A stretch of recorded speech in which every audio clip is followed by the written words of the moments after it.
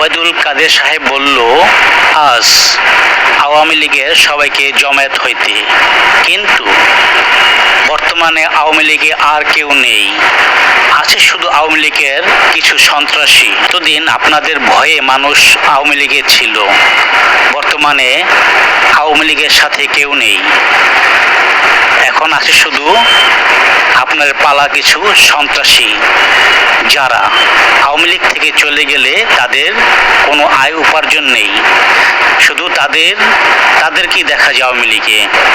এছাড়া সাধারণ যারা ছিল তারা এখন কেউ আওয়ামী লীগে নেই, এখন আওয়ামী লীগ শূন্য।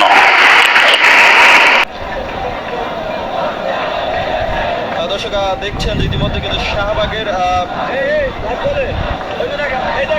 ছাত্রলীগের পোলাপান ওই হাসপাতালের ভিতরে আগুন লাগাইছে।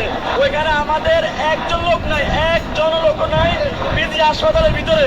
ছাত্রলীগের পোলাপান সংঘবদ্ধ হয়ে বিজির মতো একটা হাসপাতালে, সেখানে শয়ে শয়ে রুগী, সেখানে ছাত্রলীগের শেখ হাসিনার কুলাঙ্গার সন্তানেরা আগুন লাগাই দিচ্ছে বিজিতে। দেখেন